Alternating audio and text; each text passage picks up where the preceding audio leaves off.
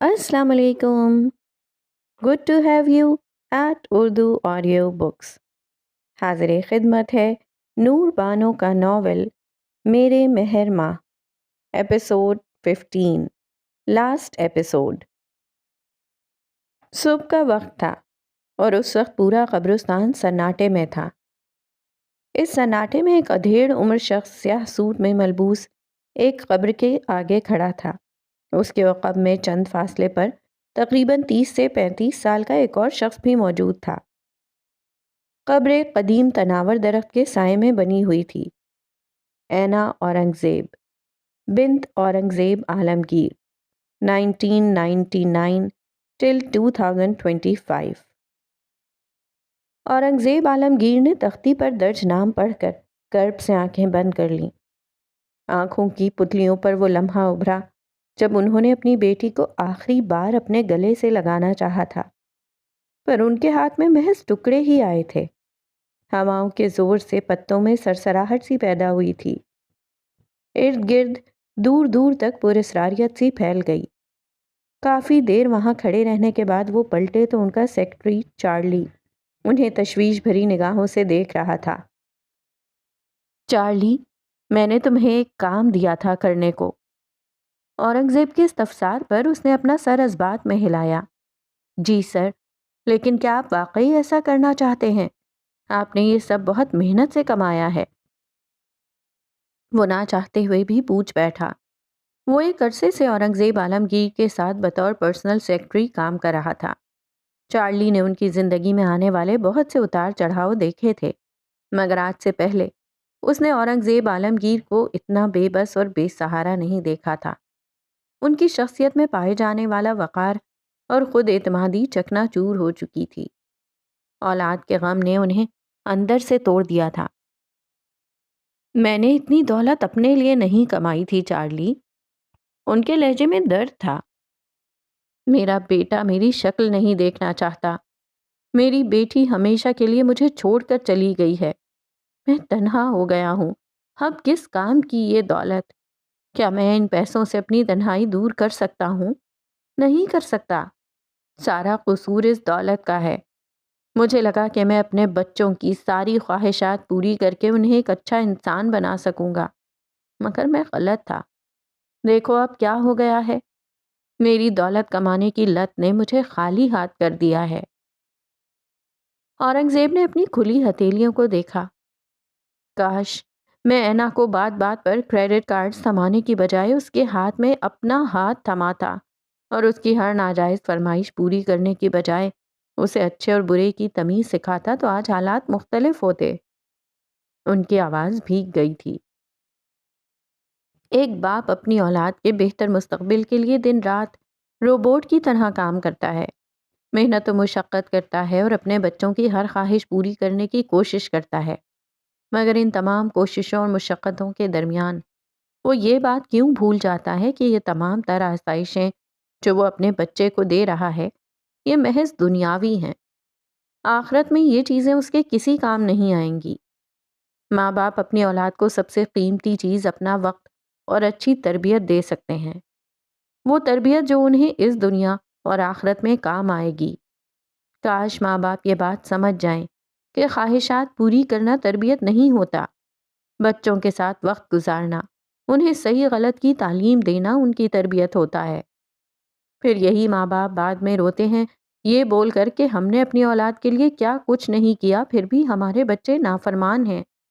जब बच्चा रोए तो उसे सीने से लगाना चाहिए, ना कि उसके हाथ में मोबाइल थमा देना चाहिए। लेकिन सर आप नाउम्मीद क्यों हो रहे हैं? आप मिस्टर इल्हान से बात करें, वो ज़रूर आपकी बात को समझेंगे। उसकी बात पर औरंगज़ेब की आंखों में रंज के आंसू चमके। उसकी ये नाराज़गी बजा है चार्ली। मैं बहैसियत एक बाप नाकाम हो गया हूँ। मैंने बड़ा जुल्म किया है अपने बच्चों पर, उनको वक्त ना देकर। पता नहीं मेरे दिल का यह गम कब हल्का होगा, और अब मुझ में हिम्मत नहीं है कि किसी से भी नज़रें मिला सकूं। मैं बस इस शहर से दूर, इस शोर से दूर, बहुत दूर जाना चाहता हूँ। चार्ली बेचैन हुआ। मैं भी आपके साथ चलूंगा सर, میرے مشکل وقت میں آپ نے میری بہت مدد کی، اب آپ کے مشکل وقت میں مجھے آپ کے ساتھ ہونا چاہیے۔ اورنگ زیب نفی میں گردن ہلاتے ہوئے یاسیت سے مسکرائے۔ تمہاری فکر کا شکریہ، مگر اب آگے کا سفر مجھے تنہا ہی طے کرنا ہے۔ چارلی، تم جوان ہو، عقل مند بھی ہو، تمہیں اپنے کیریئر پر دھیان دینا چاہیے۔ انہوں نے اس کے شانے پر ہاتھ رکھتے ہوئے اس کی حوصلہ افزائی کی۔ لیکن سر، اس نے کچھ کہنا چاہا مگر انہوں نے چارلی کو درمیان میں ہی ٹوک دیا۔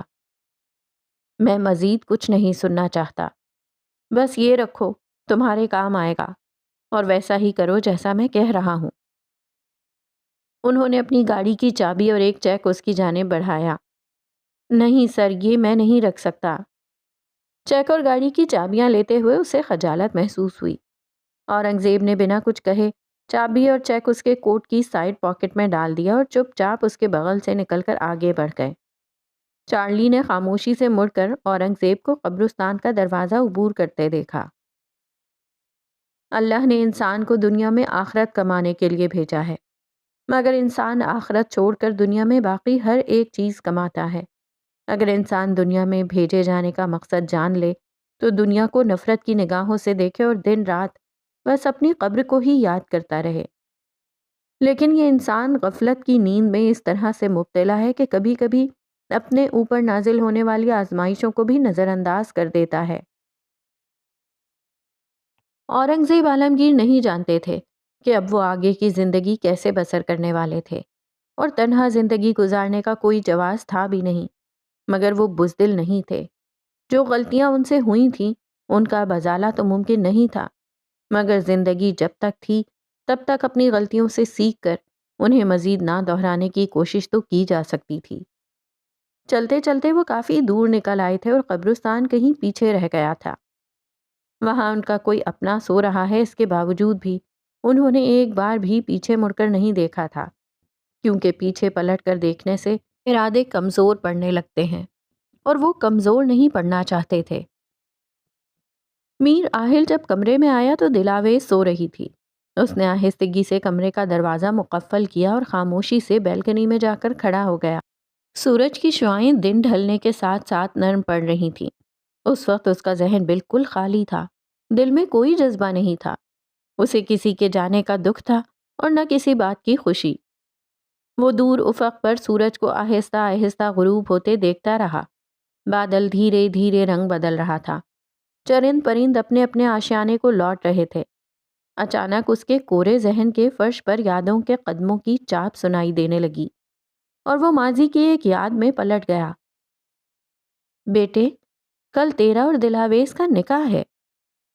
وہ کمرے کا دروازہ مقفل کر کے بی جان کے قدموں میں آ کر بیٹھ گیا۔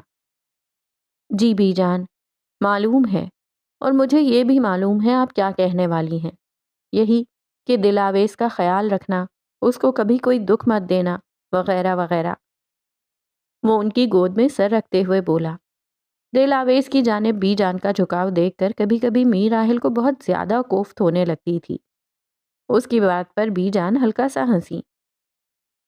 مجھ سے زیادہ تو آپ کو اپنی پوتی کی فکر رہتی ہے، حالانکہ ہمدردی کا اصل حقدار تو میں ہوں، بلی کا بکرا جو بنایا جا رہا ہے مجھے۔ وہ مسکا خیز لہجے میں بولا، مگر آگے سے کوئی جواب نہیں آیا۔ جب کافی دیر تک بی جان نے اس کی بات پر کوئی رد عمل ظاہر نہیں کیا تو اس نے سر اٹھا کر ان کے نورانی چہرے کو دیکھا۔ ان کی آنکھ میں نمی تھی اور ہونٹوں پر ایک اداس سی مسکراہٹ پھیلی ہوئی تھی۔ کیا ہوا بی جان؟ وہ سنجیدہ ہوا۔ قسمت کب کس پر رحم کرتی ہے بیٹا، اس حویلی میں گزارا ہوا ہر پل دلاویز پر پتھر کی طرح بھاری گزرا ہے۔ زلیخا نے میری بچی پر بہت ظلم کیے ہیں۔ اپنی نفرت، جلن اور حسد کی وجہ سے اس نے ایک منٹ بھی اسے سکون سے نہیں رہنے دیا۔ ہمیشہ اس پر طعنے کسے، مارا پیٹا، ظلم کیا، مگر مجال ہے آج تک میری بیٹی کی زبان پر ایک گلہ تک آیا ہو۔ گلاب کے ساتھ کانٹے بھی ملتے ہیں، مگر دلاویز وہ گلاب ہے جس میں محض خوشبو ہی خوشبو ہے، کانٹے نہیں ہیں۔ میں چاہتی ہوں پتر تو اسے وہ مان، سکھ اور محبت دے جو اسے اس گھر میں نہیں ملا۔ میں چاہتی ہوں وہ زندگی سے اپنی خوشیاں سمیٹ لے، اس کے دامن میں پھول ہی پھول ہوں، اور یہ سب صرف تو کر سکتا ہے۔ وہ بنا پلک جھپکے بی جان کی باتیں سنتا رہا۔ وہ جب بھی دل آویز کا ذکر کرتی تھیں ان کے چہرے پر درد اور مسرت ساتھ ساتھ دکھائی دیتے تھے۔ مگر زلیخا چچی کیوں دل آویز سے اتنی نفرت کرتی ہیں؟ آخر اس نے چچی کا بگاڑا ہی کیا ہے؟ میر آہل کے سوال پر وہ ایک لہجے کے لیے سوچ میں پڑی اور آہل انہیں استفسار بھری نظروں سے دیکھتا رہا۔ ہم نے بچپن میں ہی زلیخا اور فیصل کا رشتہ طے کر دیا تھا، مگر فیصل نے زلیخا سے شادی پر انکار کر دیا۔ میر آہل کو بی جان کی بات سن کر حیرت کا شدید جھٹکا لگا تھا۔ زلیخا چچی فیصل چاچو کی منگیتر تھیں، اس بات کا علم اسے آج ہوا تھا۔ فیصل ہمیشہ سے رابعہ کو پسند کرتا تھا اور اسی سے شادی کرنا چاہتا تھا۔ وہ یہ بات برداشت نہیں کر سکی، اور ان سب میں خود کو قصوروار سمجھتی ہوں، کیونکہ جو بھی تھا زلیخا اپنے گھر کی بچی تھی۔ مجھے فیصل کو سمجھانا چاہیے تھا، لیکن میں بھی کیا کرتی پتر، میں اپنی ممتا کے ہاتھوں مجبور ہو گئی تھی۔ وہ بیچاری میری وجہ سے ایک ناپسند شخص کے ساتھ زندگی گزارنے پر مجبور ہو گئی۔ مجھے لگا وقت اسے بدل دے گا، خلیل کی محبت اس کا دل بدل دے گی، مگر ایسا نہیں ہوا۔ وقت کے ساتھ ساتھ وہ مزید تلخ ہوتی چلی گئی۔ بعض اوقات محبت اور توجہ بھی آپ کو بدل نہیں پاتے ہیں۔ ایک لہجے کے لیے میر آہل کا دل بند ہوا۔ اس کے ذہن کے خالی پنوں پر دل آویز کا معصوم سا چہرہ ابھرا، اور اس چہرے کے ساتھ ساتھ اور بہت سے سوالات نے بھی جنم لیا۔ یہی وجہ ہے کہ وہ رابعہ کی بیٹی کو آج تک قبول نہیں کر سکی، مگر خلیل نے میرا مان رکھا۔ اس نے زلیخا کو قبول کیا، اور فیصل اور رابعہ کے اس دنیا سے چلے جانے کے بعد دل آویز کو باپ سے بھی بڑھ کر محبت دی، حویلی کی باغ ڈور سنبھالی۔ اس نے کبھی مجھے یہ احساس نہیں ہونے دیا کہ وہ میرا سگا بیٹا نہیں ہے۔ اور میر آہل کا خون منجمد ہو گیا، اس کی آنکھوں کی پتلیاں ساکت ہو گئیں، مانو سر سے پاؤں تک وہ پتھر کا مجسمہ بن گیا۔ کیا چاچو آپ کے؟ اس کے سوال نے درمیان میں ہی دم توڑ دیا تھا، اور اس لمحے اسے اپنے اندر پلتے ان سارے سوالوں کا جواب مل گیا تھا جس نے میر آہل کے وجود کو پچھلے 10 سالوں میں دیمک کی طرح چاٹ لیا تھا۔ اس نے آرام سے اپنا سر دوبارہ بی جان کی گود میں رکھ دیا۔ آہل کو لگا کسی نے اس کے اندر کی تمام تر ہمت نچوڑ لی ہے، اور اس میں بی جان کی آنکھوں میں جھانکنے کی ہمت نہیں بچی تھی۔ وہ آنکھیں جن میں میر خلیل کے لیے اتنی محبت اور یقین تھا۔ اگر وہ انہیں بتا دیتا کہ میر خلیل نے اپنی قربانیوں کا احسان ان کے بیٹے اور بہو کی موت کی صورت میں لیا ہے تو وہ جیتے جی مر جاتی۔ اس کی آنکھ سے پانی بہہ کر بی جان کے دامن میں جذب ہوا، مگر بی جان کسی اور ہی دھن میں تھی، اور انہوں نے میر آہل کی خاموش سسکیوں کی جانب دھیان نہیں دیا۔ دل آویز کی کھانسی کے شور نے میر آہل کو یادوں کی نیند سے بیدار کیا تھا۔ سورج پوری طرح غروب ہو چکا تھا اور برمنگھم پر رات اتر چکی تھی۔ وہ فوراً کمرے میں آیا تو دیکھا دل آویز اٹھ کر بیٹھنے کی کوشش کر رہی ہے۔ اس نے فوراً آگے بڑھ کر اسے شانوں سے آہستگی سے تھاما۔ تم ٹھیک ہو؟ کچھ چاہیے تو نہیں؟ اس نے دل آویز کی پشت پر تکیہ درست کرتے ہوئے سوال کیا۔ نہیں، میں ٹھیک ہوں۔ وہ تکیے پر آرام سے ٹیک لگاتے ہوئے مسکرائی تو جواباً آہل بھی مسکرایا۔ کیا ہوا؟ آپ پریشان دکھائی دے رہے ہیں؟ اس نے آہل کے ہاتھ پر اپنا ہاتھ رکھتے ہوئے تشویش بھری نظروں سے اسے دیکھا۔ نہ جانے وہ کیسے ہمیشہ میر آہل کی پریشانی اس کا چہرہ دیکھ کر ہی بھانپ لیتی تھی۔ آہل نے سر نفی میں ہلایا۔ کچھ نہیں، بس چاچو چلے گئے ہیں اس لیے تھوڑا اداس ہوں، اس نے سر جھکاتے ہوئے کہا۔ وہ دل آویز کی آنکھوں میں آنکھیں ڈال کر دلیری سے جھوٹ نہیں بول سکتا تھا۔ آپ بہت سویٹ ہیں آہل۔ وہ معنی خیز انداز میں مسکرائی تو آہل کے رخسار سرخ ہو گئے۔ اس نے نظر اٹھا کر زو معنی انداز میں دل آویز کو دیکھا۔ خیر سے، کہیں شوگر نہ ہو جائے تمہیں؟ آہل کے شوخ پن پر دل آویز نے کھل کر قہقہا لگایا تھا۔ راحل اسے ہنستا ہوا دیکھ کر اپنے سارے غم سیکنڈز میں بھول گیا۔ دل آویز کے قہقہوں کی بازگشت اسے دنیا کی افراتفری اور شور شرابے سے بہت دور لے جاتی تھی۔ وہ افراتفری جس میں میر راحل ایک بار خود کو کھو چکا تھا، وہ شور جس نے اس کی سماعتوں کو سن کر دیا تھا۔ ہر آنے والی رات کے بعد ایک نئی صبح آپ کی منتظر ہوتی ہے۔ جس طرح عروج پر زوال آتا ہے، اسی طرح زوال کے بعد ایک عروج ہوتا ہے۔ وقت ایک جیسا نہیں رہتا، وہ بدلتا رہتا ہے، مگر انسان کو چاہیے کہ وہ ان بدلتے حالات میں صبر کا دامن نہیں چھوڑے۔ انسان کا بدلنا غلط نہیں ہے، بس اس تبدیلی کی وجہ صحیح یا غلط ہو سکتی ہے۔ میر راحل نے باری باری اس کی آنکھوں پر اپنی محبت کی مہر ثبت کی تھی۔ دل آویز نے دوبارہ اپنی آنکھیں نہیں کھولیں، وہ بس میر راحل کے لمس کو اپنی پلکوں پر محسوس کرتی رہی۔ اس کا ہاتھ میر راحل کے ہاتھ میں تھا اور اس لمحے میں اس کی دنیا مکمل ہو گئی تھی۔ زندگی میں تسلسل بہت ضروری ہے، ورنہ ایک جگہ ٹھہرے پانی کی طرح انسان میں بھی کائی جم جاتی ہے، پھر انسان کا دل بھی کائی زدہ پانی کی طرح آلودہ ہونے لگتا ہے، اور ایسا انسان کبھی کسی دوسرے انسان کو محبت یا تسکین نہیں دے سکتا جس کا دل آلودگی سے پاک نہ ہو۔ اس کی سوچ ہمیشہ منفی ہی رہے گی، وہ کبھی مثبت سوچ ہی نہیں سکتا۔ اور پھر ان دونوں نے ایک دوسرے میں موجود تمام خلاؤں کو پر کر دیا۔ دل آویز اسٹیج پر موجود کرسی پر ایک ٹانگ دوسری ٹانگ پر ٹکائے بیٹھی ہوئی تھی۔ آج اس کی کتاب لانچ ہوئی تھی۔ پورے برمنگھم کا میڈیا دل آویز کی کتاب مائی بیٹر ہاف کی رونمائی کی تقریب میں شریک ہوا تھا۔ وہ تو شاید دنیا کی بھیڑ میں خود کو کب کا کھو دیتی، لوگوں کی بھیڑ کا حصہ بن کر رہ جاتی، مگر اس نے ایسا ہونے نہیں دیا۔ وہ اسے لوگوں کی بھیڑ سے کھینچ کر اپنی محبت کی دنیا میں لے آیا، وہ دنیا جہاں اسے اپنے خوابوں کی تعبیر ملی۔ دل آویز نے فرنٹ رو میں بیٹھے سیاہ ٹکسیڈو میں ملبوس میر راحل کو دیکھتے ہوئے کہا، جس کی آنکھوں میں دل آویز کے لیے ناز تھا، فخر کی چمک تھی۔ اس نے مجھ میں جینے کی آس جگائی، میرے دامن کو محبت سے بھر دیا، مجھے اپنے پیروں پر کھڑا کیا۔ میں لڑکھڑائی تو مجھے سہارا دیا۔ وہ خود جتنے بڑے تھے انہوں نے مجھے بھی اتنا بڑا بننے میں مدد کی۔ دل آویز کو مبہوت سے دیکھتی میر راحل کی آنکھوں میں موتی چمکنے لگے، اس کا سینہ تفاخر سے پھول گیا۔ میرے خوابوں کو اپنی آنکھوں میں سجایا، میرے پیشن کو اپنا پیشن سمجھا، میرے خوابوں کو تعبیر دی، وہ خواب جو شاید میری آنکھوں میں ہی قید رہ جاتے۔ دل آویز کے حلق میں کچھ اٹکا، اس کی آنکھیں نم ہونے لگیں، اس کی آواز بھیگنے لگی۔ اس نے گود میں رکھی اپنی کتاب کی جانب دیکھا۔ گزشتہ 1 سال میں بتایا ہوا ہر ایک پل اس کی آنکھوں کے سامنے گھومنے لگا۔ کچھ لمحے یوں ہی سرک گئے۔ میر راحل نے غیر آرام دہ ہو کر پہلو بدلا۔ وہ اس پل دل آویز کی کیفیت سمجھ سکتا تھا۔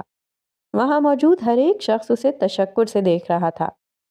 دل آویز نے دوبارہ سر اٹھا کر سامنے دیکھا تو وہ پہلے سے بھی زیادہ مضبوط اور پر اعتماد دکھائی دے رہی تھی۔ اس کی پر اعتمادی دیکھ کر جولیانا کے چہرے پر بڑی سی مسکراہٹ پھیل گئی اور راحل نے پرسکون سی سانس ہوا میں خارج کی۔ My name is Dil Awez Mir and this is my love story, my fairy tale, and I want to dedicate this book to my husband, Mr. Mir Ahil, my better half. دل آویز نے کتاب بند کرتے ہوئے سامنے میر راحل کی سمت مسکرا کر دیکھا اور اگلے ہی لمحے برمنگھم لائبریری کا ہال تالیوں سے گونج اٹھا۔ فوٹوگرافرز کھچا کھچ دل آویز کی تصویریں کھینچ رہے تھے۔ سب کی نظریں دل آویز پر تھیں، مگر دل آویز کی نظروں کا مرکز محض میر راحل تھا۔ بک ریڈنگ سیشن کے بعد 10 سے 15 منٹ کتاب سے متعلق سوالوں کا دور چلا۔ دل آویز ایک کے بعد ایک سوالوں کا مستحکم اور پر اعتمادی سے جواب دے رہی تھی۔ مختلف اخبارات اور میگزین کے ایڈیٹرز بھی وہاں موجود تھے، جن میں سے چند ایک کو دل آویز جانتی تھی اور کچھ سے محض ای میل اور سوشل میڈیا کی حد تک الیک سلیک تھی۔ جولیانا، میں تمہارے کام سے بہت متاثر ہوئی ہوں، واقعی ایونٹ بہت اچھا آرگنائز کیا ہے تم نے۔ دل آویز کافی متاثر دکھائی دے رہی تھی۔ تھینکس گاڈ آپ کو پسند آیا، میں تو بلا وجہ ہی فکر مند ہو رہی تھی۔ جولیانا کے سر سے جیسے کوئی ٹینشن اتری تھی۔ میرا مشورہ ہے کہ اب تم ایونٹ مینجمنٹ کا کام شروع کر دو، دلاویز نے مشورہ دیا۔ مائیکل اور میر آہل 2 قدم کے فاصلے پر کھڑے ان دونوں کی گفتگو سن رہے تھے۔ میم، میری سائن کاپی؟ میر آہل نے گلا کھنکارتے ہوئے دلاویز کی جانب جھک کر کہا تو وہ فوراً پلٹی۔ شور مسٹر میر، اس نے مسکراتے ہوئے ٹیبل پر قرینے سے رکھی کتابوں میں سے ایک اٹھائی اور جھک کر کچھ لکھنے لگی۔ To Mir Aahil, my love, my life, my light. نیچے اپنا سگنیچر کر کے اس نے مسکراتے ہوئے وہ کتاب میر آہل کی جانب بڑھائی تھی، جسے میر آہل نے مسکرا کر تھام لیا۔ پاس کھڑی جولیانا ان دونوں کو دیکھ کر بلش کرنے لگی تھی اور پیچھے موجود مائیکل نے تو نظریں ہی دوسری جانب پھیر لی تھیں۔ وہ ٹھہرا بیچارہ صدا کا کنوارا، اتنا رومانس اس سے ہینڈل نہیں ہوتا تھا۔ ایکسکیوز می مسز میر، کسی اجنبی کے پکارنے پر وہ فوراً پلٹی۔ دلاویز کے عقب میں کھڑے آہل نے اور ساتھ کھڑی جولیانا نے بھی بر وقت اس اجنبی کو دیکھا تھا۔ وہ لمبے قد کاٹ کا شخص تھا، اس کی آنکھوں کا رنگ نیلا تھا اور بال ہلکے بھورے رنگ کے تھے۔ میرا نام لیو ڈسوزا ہے، آپ شاید مجھے نہیں جانتی مگر میں آپ کو جانتا ہوں، آپ کا پہلا آرٹیکل میں نے ہی پبلش کروایا تھا۔ وہ دونوں ہاتھ باہم ملاتے ہوئے پرجوشی سے بولا۔ دلاویز کی پہلے مسکان سمٹی، پھر آنکھیں سکوڑ کر اسے غور سے دیکھا۔ مائیکل نے بھی ایک نظر میر آہل کے عقب سے سر نکال کر اس انگریز کی جانب دیکھا تھا۔ میں الہان اورنگزیب کا دوست ہوں، اس نے ذکر تو کیا ہوگا آپ سے۔ دلاویز ایک پل کے لیے لاجواب سی سامنے کھڑے شخص کو دیکھتی رہ گئی۔ اس نے ایک نظر گھما کر پاس کھڑی جولیانا کو دیکھا تھا، وہ شوق کے عالم میں اسے ہی دیکھ رہی تھی۔ جی، الہان نے ذکر کیا تھا مجھ سے۔ نائس ٹو میٹ یو لیو۔ اس نے مسکرا کر سر کو جنبش دی تھی۔ وہ چند سیکنڈز مزید وہاں رکا تھا اور اس پورے دورانیے میں جتنی حیرت جولیانا کو الہان کی حقیقت کھلنے کے باوجود دلاویز کو پرسکون دیکھ کر ہوئی تھی، اتنا ہی بڑا جھٹکا دلاویز کو میر آہل کے تاثرات دیکھ کر لگا تھا۔ وہ بالکل پرسکون دکھائی دے رہا تھا۔ دلاویز شاید آہل سے کسی اور ہی رد عمل کی توقع کر رہی تھی، مگر سامنے والے کے رد عمل نے اسے گہری سوچ میں ڈال دیا تھا، اور ایسا ہی حال جولیانا کا بھی تھا۔ لیو کے جانے کے بعد چند لوگ دلاویز کے ارد گرد آ کر جمع ہو گئے تھے۔ وہ باری باری سب کی کتاب سائن کر رہی تھی۔ اس نے دیکھا کہ میر آہل ضروری کال اٹینڈ کرنے کے لیے موبائل کان سے لگائے ایگزٹ ڈور کی جانب جا رہا تھا، اور مائیکل بھی اس کی تقلید کرتے ہوئے اس کے پیچھے باہر نکل گیا تھا۔ تھوڑے فاصلے پر کھڑی جولیانا اسے استفسار بھری نظروں سے گھور رہی تھی۔ وہ جیسے ہی سب کو فارغ کر کے مڑی، جولیانا بے قراری کے عالم میں اس کی جانب بڑھی۔ وہ جولیانا کی آنکھوں میں ابھرتے سوالوں کو پڑھ چکی تھی۔ دلاویز نے الہان کو پریشان کرنے کی نیت سے اس کی ڈائری اپنے بیگ میں رکھ لی تھی۔ رات کو فارغ ہو کر دلاویز نے اپنا اسائنمنٹ مکمل کرنے کے لیے اسٹڈی روم کا رخ کیا۔ اپنے بیگ سے بکس نکالتے ہوئے اس کی نظر الہان کی ڈائری پر پڑی، جو پورے دن کی مصروفیت کی وجہ سے اس کے ذہن سے نکل گئی تھی۔ اس کے ہونٹوں پر ایک بار پھر شرارت بھری مسکان رینگ گئی۔ میں بھی تو دیکھوں اپنی محبت کی کون سی داستانیں درج کر رکھی ہیں اس نے۔ وہ کھڑکی کے سامنے رکھے سنگل صوفے پر پرسکون انداز میں ٹیک لگا کر بیٹھ گئی اور ڈائری گود میں رکھ لی۔ اس نے پہلا صفحہ کھولا اور اس کے پورے بدن میں کرنٹ دوڑ گیا۔ الہان اورنگزیب۔ اسے لگا اس نے غلط نام پڑھا ہے۔ اس نے زور سے آنکھیں جھپکاتے ہوئے دوبارہ اس نام کو پڑھا اور اس کا پورا حلق سوکھ گیا۔ دلاویز مکمل شوق میں تھی۔ جیسے جیسے وہ ڈائری کے ورق پلٹتی گئی، اس کے اندر جذبات کا سمندر ٹھانٹے مارنے لگا۔ وہ شخص جو ہر وقت اس کے ارد گرد ہنستا کھیلتا دکھائی دیتا تھا، در حقیقت اپنے اندر درد کا ایک زمانہ مقید کیے ہوئے تھا۔ یکدم اس کا ورق پلٹتا ہاتھ سست ہوا۔ کتاب کے درمیان دلاویز اور الہان کی تصویر رکھی ہوئی تھی۔ یہ تصویر جولیانا نے دی الیکٹرک کے باہر لی تھی۔ جن 2 صفحات کے درمیان وہ تصویر رکھی ہوئی تھی وہ بالکل خالی تھے۔ دلاویز نے صفحہ پلٹ دیا اور اس صفحے کے ساتھ اس کی زندگی بھی پلٹ گئی۔ آپ نے مجھے کبھی بتایا کیوں نہیں کہ آپ بھی الہان کی حقیقت جانتی تھیں؟ جولیانا کی بات پر دلاویز نے چونک کر اس کی جانب دیکھا۔ اسٹڈی روم کا منظر ہوا میں تحلیل ہو گیا۔ کیا مطلب آپ بھی؟ کیا تم پہلے سے جانتی تھیں کہ الہان؟ دلاویز کا جملہ منہ میں ہی رہ گیا جب اس کی بات پر جولیانا نے اس بات میں سر ہلایا۔ مجھے لگا وہ آپ کو نقصان پہنچانے کی کوشش کرے گا۔ اوہ گاڈ دلاویز، یہ میں نے کیا کر دیا؟ اس نے اپنا سر ہاتھوں میں دیا۔ ریلیکس جولی۔ دلاویز نے اسے شانوں سے تھاما۔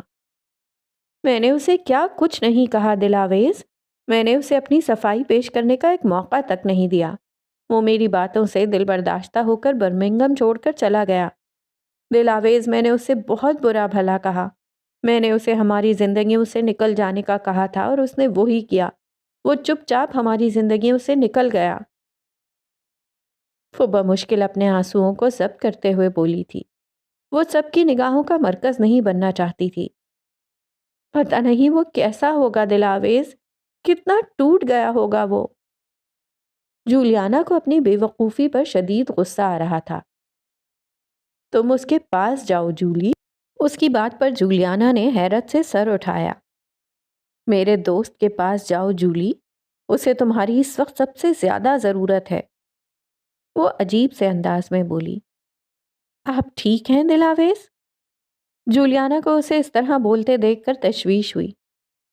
جولی، تم جاؤ میرے دوست کے پاس، اور جب تک وہ خود نہ چاہے تب تک اسے مجھ سے ملنے پر مجبور مت کرنا۔ دھواں ایک بار پھر نظروں کے سامنے چھانے لگا تھا۔ پر کیوں دلاویز؟ دلاویز کی سماعتیں بند ہو گئی تھیں۔ اسے آس پاس کی آوازیں آنا بند ہو گئی تھیں۔ کاش میں برمنگھم سے واپس نہ آیا ہوتا۔ کاش میں اس سے نہیں ملا ہوتا۔ وہ کسی اور سے محبت کرتی ہے۔ یہ بات میرے دل کو خون کے آنسو رلاتی ہے۔ یہ پڑھتے ہی دلاویز کو گہرا شوق لگا۔ وہ بے چینی سے آگے کو ہوئی۔ کاش اس کی محبت کا اکلوتا حقدار میں ہوتا۔ وہ مجھے نہیں، کسی اور کو چاہتی ہے، یہ حقیقت میرا دل مسل کر رکھ دیتی ہے۔ الہان کے لکھے ایک ایک لفظ میں دلاویز کے لیے حیرتوں کا جہان آباد تھا۔ مگر جولیانا تو الہان سے محبت کرتی ہے، پھر وہ ایسا کیوں سوچتا ہے کہ… دلاویز نے من ہی من میں سوچا۔ اس کا دماغ الجھ سا گیا تھا۔ وہ آگے پڑھنے لگی۔ مجھے نہیں معلوم تھا ایک دن میری دنیا اس کی ذات تک محدود ہو کر رہ جائے گی۔ اس کی گہری خاموش آنکھیں میری زندگی کا مرکز بن جائیں گی۔ میں جب بھی اس کے سرخ صبیح چہرے کو دیکھتا ہوں تو اپنی حدیں فراموش کرنے لگتا ہوں۔ دلاویز جیسے جیسے صفحے پلٹتی گئی، اس کی آنکھیں تحیر سے پھیلتی چلی گئیں۔ پتہ نہیں کیوں آج اس نے مجھ سے پوچھا کہ مجھے کبھی محبت ہوئی ہے یا نہیں۔ اسے لگتا ہے میں نے کبھی کسی سے محبت نہیں کی، اس لیے میں محبت کو سنجیدگی سے نہیں لیتا۔ وہ کہتی ہے کہ جب مجھے محبت ہوگی تو مجھے لگ پتا جائے گا کہ محبت کیا ہوتی ہے۔ پھر دنیا کا ہر دوسرا کام میرے لیے غیر اہم ہو جائے گا۔ آخر کا لفظ آنسوؤں کا قطرہ گرنے کی وجہ سے ذرا سا مٹ گیا تھا۔ دلاویز نے الہان کے آنسو کے دھبے کو انگلی کے پوروں سے چھوا۔ اس کی آنکھیں نم ہونے لگیں۔ الہان کسی کے لیے اس حد تک بھی بے اختیار ہو سکتا تھا، یہ جان کر دلاویز کو حیرت کا شدید جھٹکا لگا تھا۔ جولیانا بہت اچھی لڑکی ہے، اور افسوس ایک دن میں اس کے آنسوؤں کی وجہ بنوں گا۔ میں نے بہت کوشش کی ہے کہ میں اپنے دل سے اسے نکال کر جولیانا کی محبت کو جگا دوں، مگر دل کب کسی کی بات سنتا ہے۔ دلاویز کا ہاتھ کانپا۔ وہ کس کے بارے میں بات کر رہا تھا؟ ایک عجیب سے احساس نے اس کے دل کا طواف کیا۔ اس نے لرزتے ہاتھوں سے ایک اور ورق پلٹا، اور یہ وہ پل تھا جس نے دلاویز سے اس کا سب سے بہترین دوست چھین لیا تھا۔ کاش وہ میر آہل کے بجائے مجھ سے محبت کرتی، اس کا دل میرے نام کی تسبیح پڑھتا۔ لیکن کچھ محبتیں کبھی کامل نہیں ہوتی۔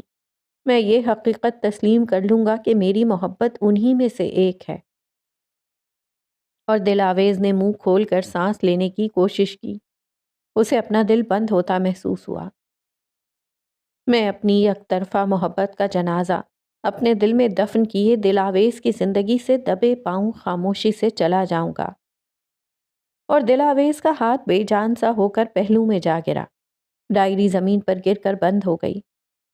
دلاویز کو گمان تھا کہ وہ الہان کی سب سے اچھی دوست تھی، مگر اس کا یہ بھرم آج چکنا چور ہو گیا تھا۔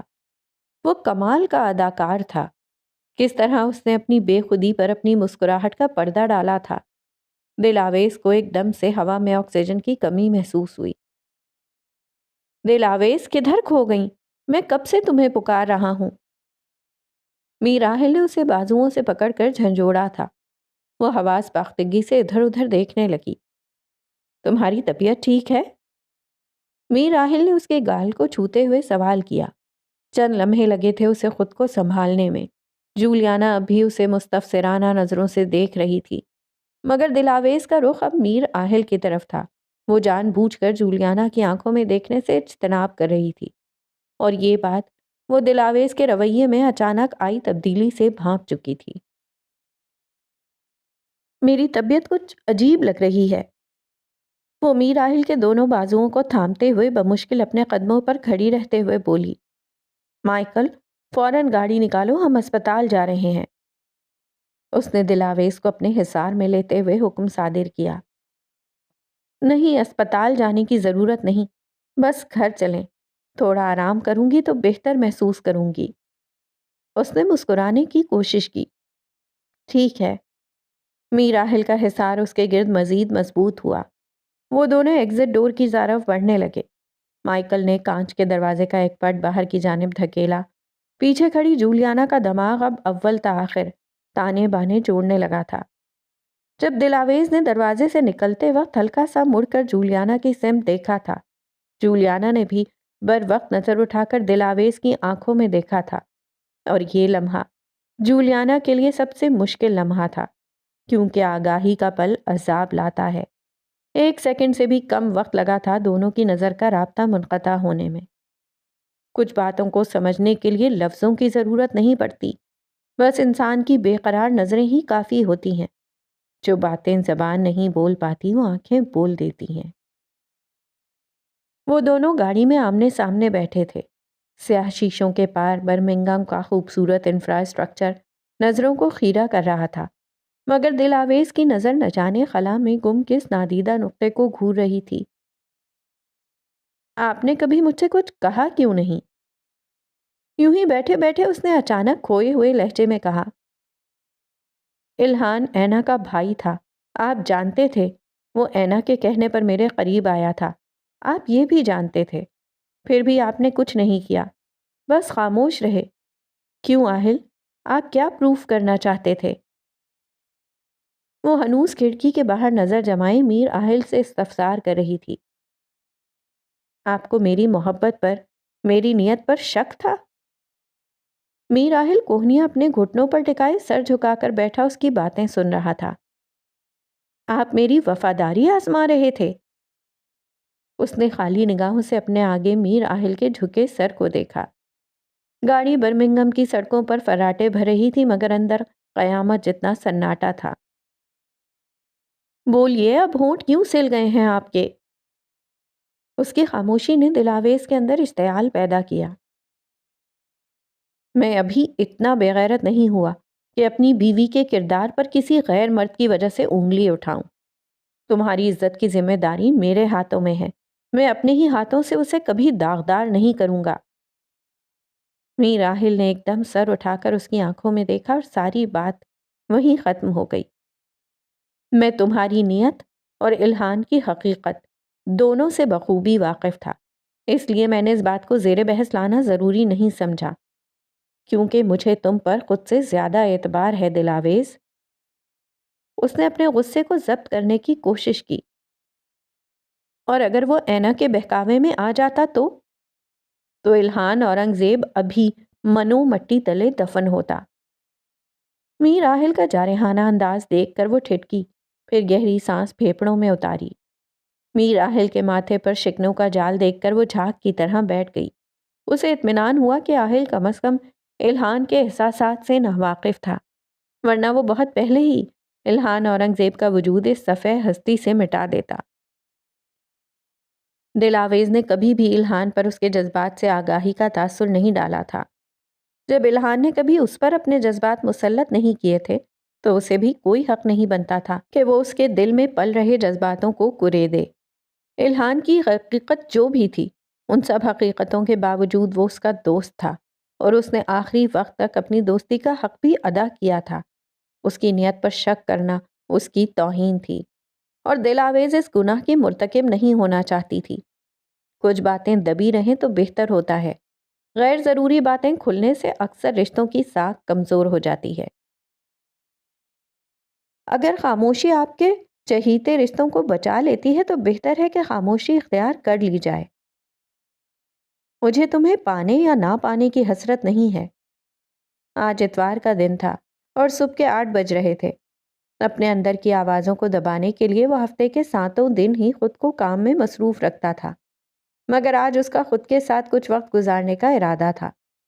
शायद वो आहिस्ता आहिस्ता अपनी मोहब्बत से दस्तबरदार हो जाना चाहता था, मगर अपनी मोहब्बत से दस्तबरदार होने के लिए बड़े हौसले की ज़रूरत पड़ती है, क्योंकि तुमसे प्यार करने के लिए मुझे तुम्हारी ही ज़रूरत नहीं है।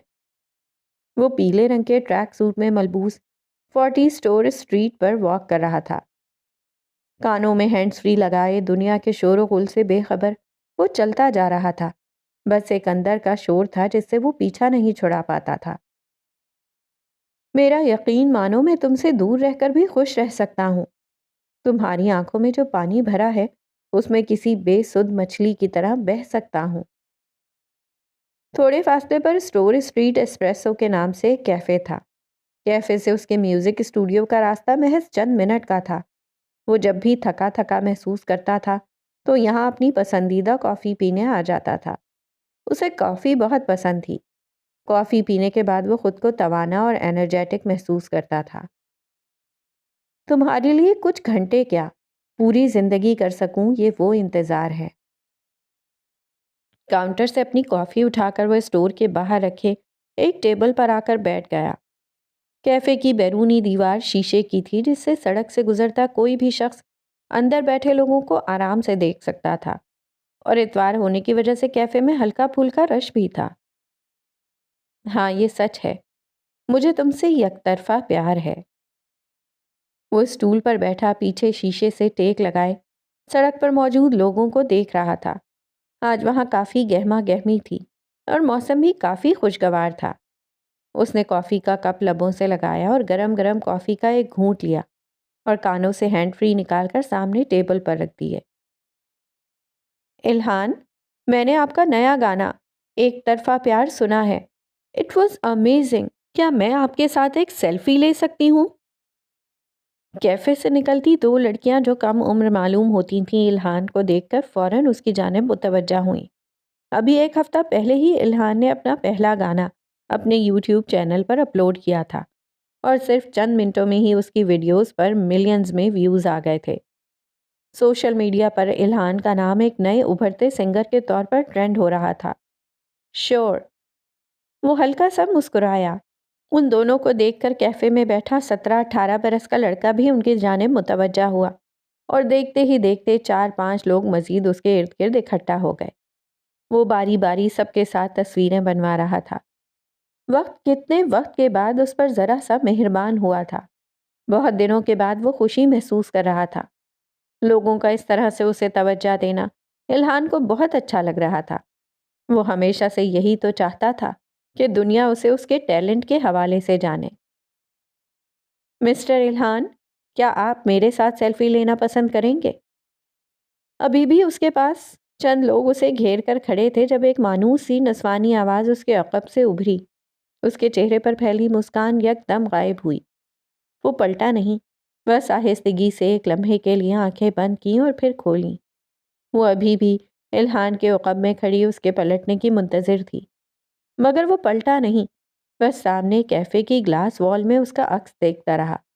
बाकी मौजूद लोग एक एक करके इल्हान के साथ सेल्फीज़ लेते गए, मगर इल्हान एक बार भी मुस्कुरा नहीं सका। एक बार फिर इल्हान तन्हा था।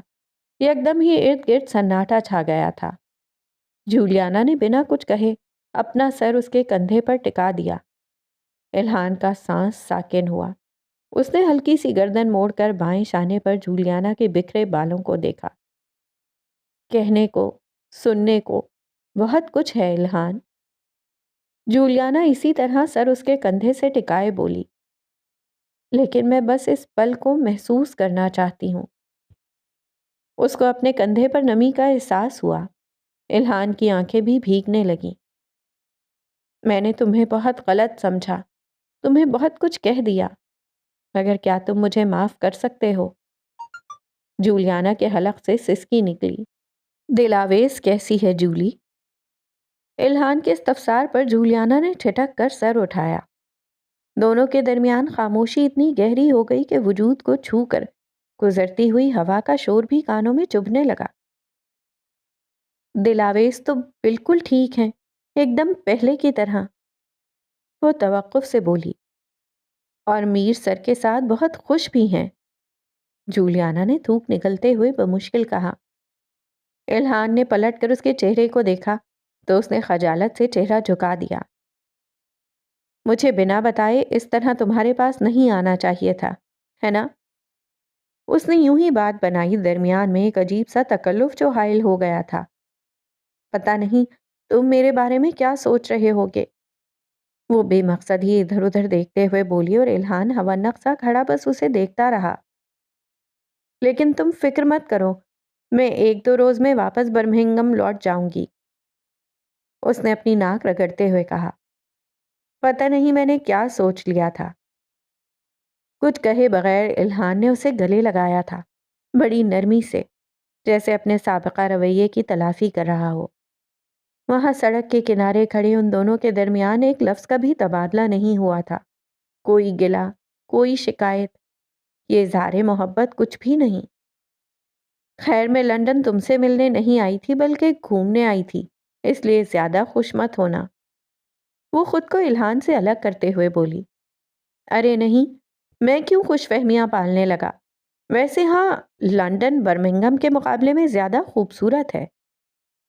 الہان نے اس جھوٹ کو سچ بنانے میں اس کی مدد کی۔ تو پھر میں نے سوچا کہ میں تم سے بھی مل لوں۔ وہ اٹکی اور پھر اس نے کہا، اچھا کیا تم نے، میں بھی تمہیں بہت یاد کرتا تھا۔ ایک دوسرے کے روبرو کھڑے وہ بنا نظریں ملائے جھوٹ بول رہے تھے۔ اچھا؟ جولیانا اٹکی، اسے سمجھ نہیں آیا مزید کیا کہے۔ لمحے بھر کی خاموشی۔ جولیانا؟ الہان کی پکار میں کچھ ایسا تھا کہ اس نے حیرت سے اس کی آنکھوں میں دیکھا۔ مجھ سے شادی کرو گی؟ اب مزید کچھ کہنے کو باقی نہیں تھا، اس لیے اس کے ذہن میں جو سوال ابھرا اس نے پوچھ لیا۔ جولیانا کی آنکھوں میں موتی چمکنے لگے تھے۔ کسی شخص سے آپ محبت کر لیں تو پھر اس کی ریپلیسمنٹ نہیں ہوتی، ہو ہی نہیں سکتی۔ جھوٹے ہیں وہ لوگ جو کہتے ہیں ہر چیز ریپلیسیبل ہے۔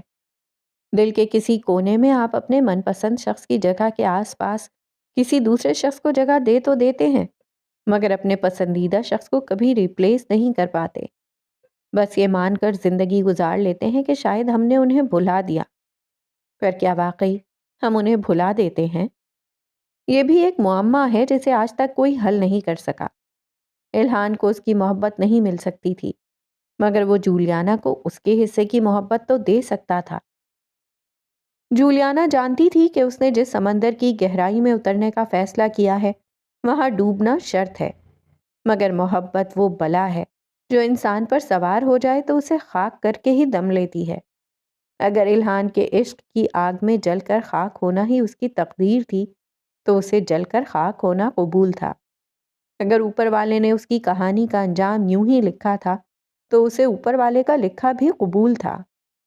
مائیکل، بقول تمہارا اس دنیا میں کوئی نہیں، پھر تم ہر سال 2 مہینوں کے لیے انڈیا کس سے ملنے جاتے ہو؟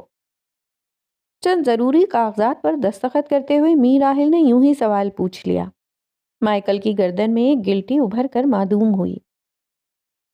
میرے ماں باپ انڈیا کے ہیں، وہاں ہمارا خاندانی گھر ہے، بس ان کی یاد میں ہی کچھ وقت اس گھر میں گزارتا ہوں، وہاں سے میری بہت سی یادیں وابستہ ہیں۔ आहिल ने फाइल बंद करके माइकल की जानिब बढ़ाई। मगर तुम और तुम्हारे नाम का आपस में कोई मेल जोल नहीं लगता। उसने आंखें सिकोड़ कर माइकल को देखा। मीर आहिल की बात पर वो ठिठका। जी वो इसलिए क्योंकि मेरी माँ का ताल्लुक इंग्लैंड से था और मेरे वालिद इंडिया के थे। वो तवक्कुफ से बोला। मतलब तुम्हारी माँ बाप ने लव मैरिज की थी? आहिल ने उंगली से ठोड़ी खुरचते हुए पुरसोच अंदाज में इस्तफसार किया। जी उनकी लव मैरिज थी। वो अटका। उनकी मुलाकात कैसे हुई थी? मीर आहिल ने एक और सवाल पेश किया। माइकल का गला सूखा। उसे मालूम था एक न एक दिन मीर आहिल उससे ये सवालात जरूर करने वाला था।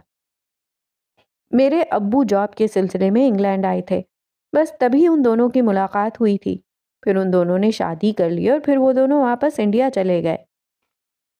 उसने 10 साल पहले जो मनगढ़ंत कहानी तश्कील दी थी किसी तोते की तरह सुना दी। इंटरेस्टिंग। तुम शायद अपने वालिद पर गए हो, क्योंकि दिखने में तुम अंग्रेज नहीं लगते। पता नहीं आज मीर आहिल क्यों उसका फैमिली बैकग्राउंड खंगाल रहा था। आज से पहले उसने कभी माइकल के घर वालों में इस तरह से दिलचस्पी नहीं ली थी।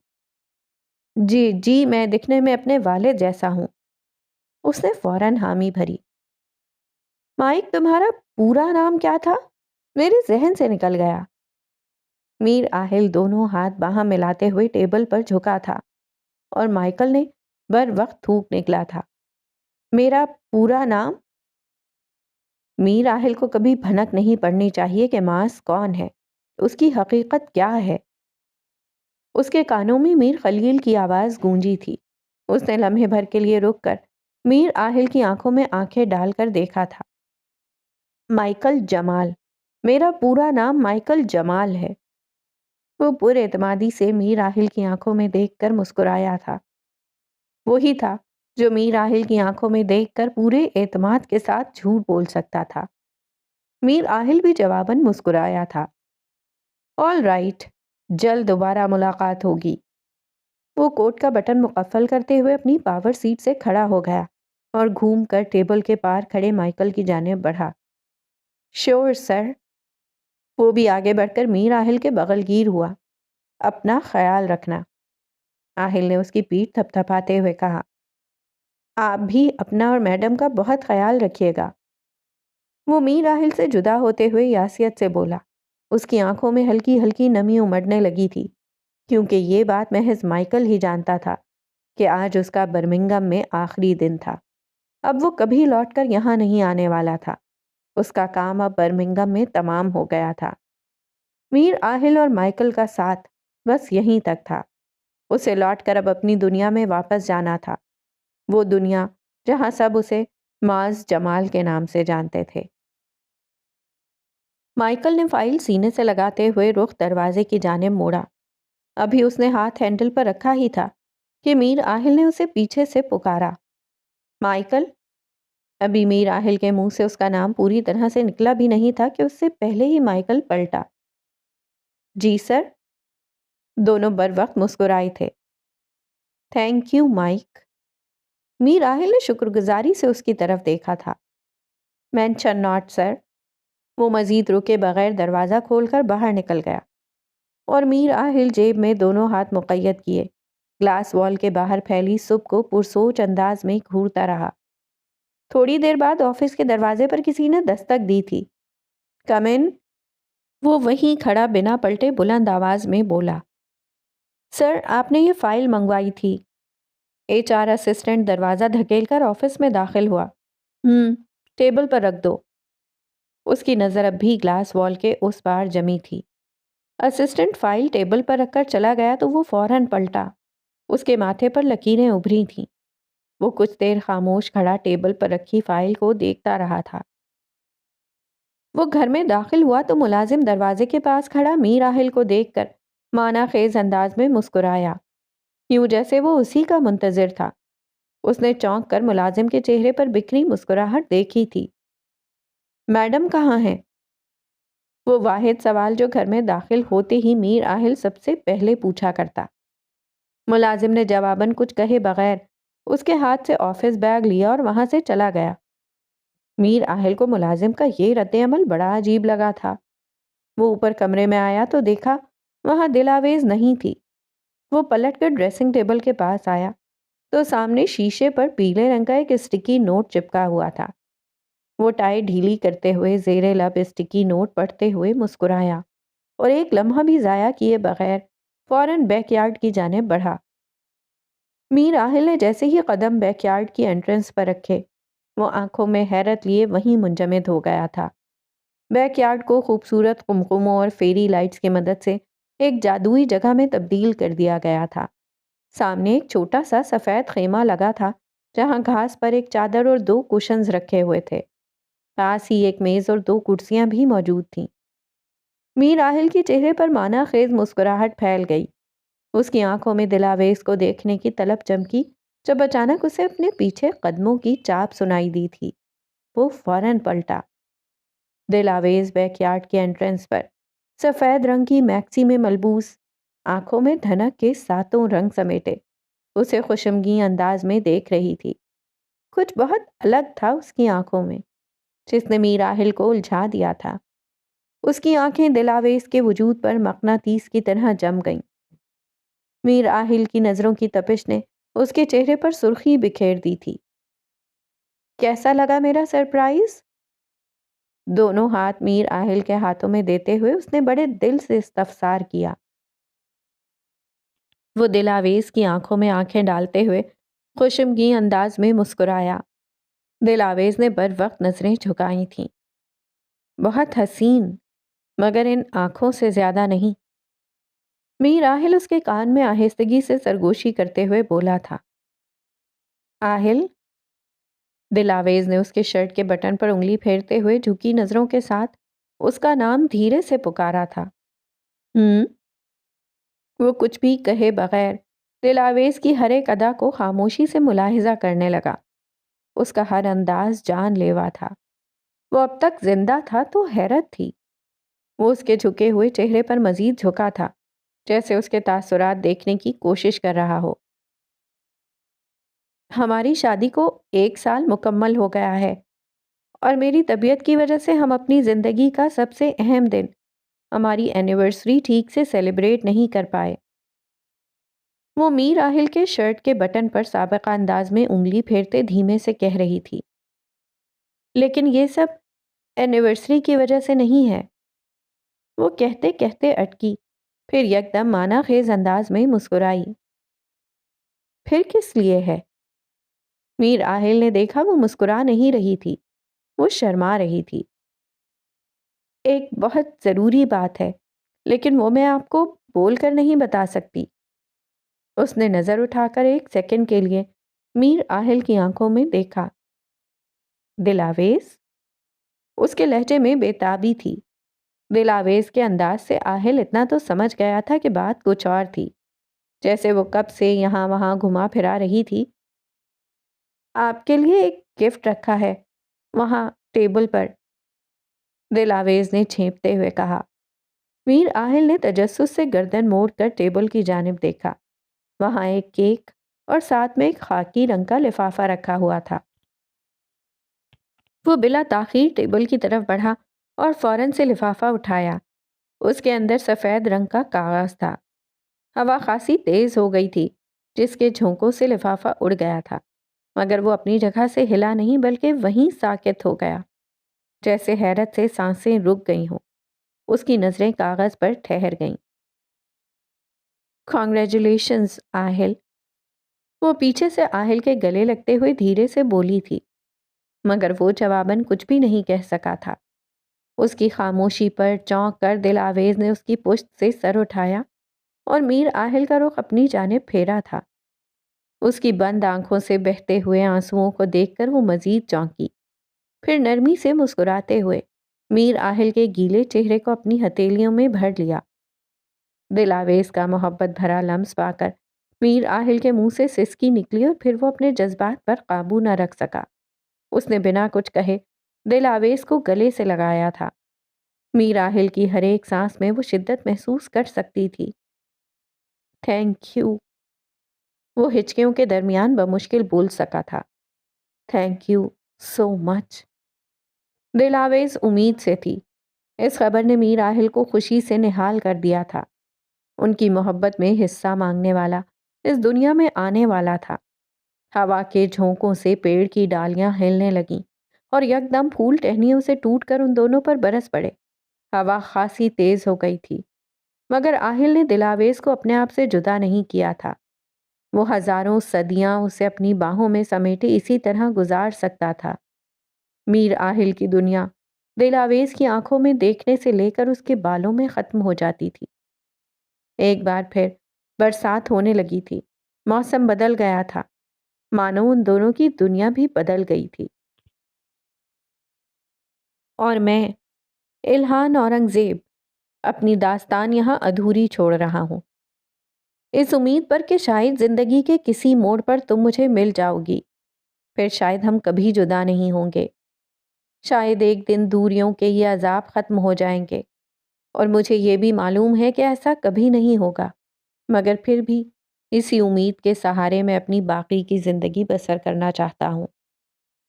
میں، الہان اورنگزیب عالمگیر، اپنی یہ زندگی تمہاری یادوں کے حوالے کرتا ہوں۔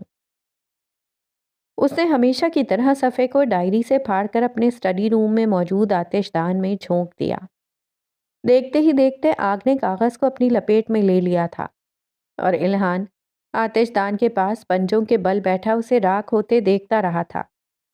صفحے کے ساتھ الہان کی چاہتیں بھی جل کر راکھ ہو گئی تھیں۔ الہان، ڈنر تیار ہے۔ دروازے پر ہلکی سی دستک دے کر جولیانا اسٹڈی روم میں داخل ہوئی اور دروازے پر ہی رک گئی۔ اس نے الہان کی نظروں کا تعاقب کرتے ہوئے آتش دان میں جلتے کاغذ کو دیکھا تھا۔ یہ پہلی بار نہیں تھا، وہ الہان کو پہلے بھی ایسا کرتے دیکھ چکی تھی، مگر کبھی بھی جولیانا میں الہان سے سوال کرنے کی ہمت پیدا نہیں ہوئی تھی، کیونکہ ابھی اس میں جواب سننے کا حوصلہ نہیں تھا۔ اس کے لیے الہان کا اس کی نظروں کے سامنے ہونا اور نرمی سے مسکرا کر دیکھ لینا ہی کافی تھا۔ چاہتوں کی طلب اب کس کو تھی؟ وہ دونوں تو الگ ہی دنیا کے مکین بن چکے تھے، جہاں حاصل کی طلب بے معنی تھی۔ الہان نے آتش دان سے نظر ہٹا کر جولیانا کے مسرت بخش چہرے کو دیکھا تھا، اور وہ بے ساختہ مسکرایا۔ اب وہ کبھی کبھی مسکرا لیا کرتا تھا، جواباً جولیانا بھی مسکرائی تھی۔ تم چلو، میں آتا ہوں، وہ کچھ توقف سے بولا۔ میں انتظار کر رہی ہوں، جلدی آنا۔ اس کے جواب پر الہان نے اس بات میں سر کو جنبش دی تھی۔ جولیانا کے جانے کے بعد وہ کچھ پل آتش دان میں بھڑکتی آگ کے شعلوں کو غور سے دیکھتا رہا۔ وہ کاغذ اب راکھ ہو چکا تھا۔ وہ ہنستا کھیلتا خوش مزاج لڑکا اب بہت خاموش رہنے لگا تھا۔ ایک حادثہ ہو گیا تھا اس کے ساتھ، اسے محبت ہو گئی تھی دلاویز سے۔ الہان نے قلم صفحے پر اٹکا کر ڈائری مقفل کر کے شیلف میں واپس رکھ دی تھی۔ دو قسم کی منصوبہ بندی ہوتی ہے، ایک وہ جو انسان کرتا ہے اور دوسری وہ جو خالق کرتا ہے۔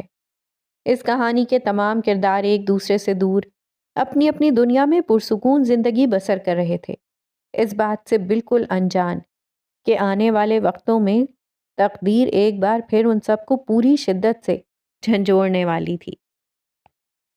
تو یہاں اختتام ہوتا ہے نور بانو کے ناول میرے مہرماں سیزن 1 کا۔ بہت جلد حاضر ہوں گے میرے مہرماں سیزن 2 کے ساتھ، only at Urdu audio books.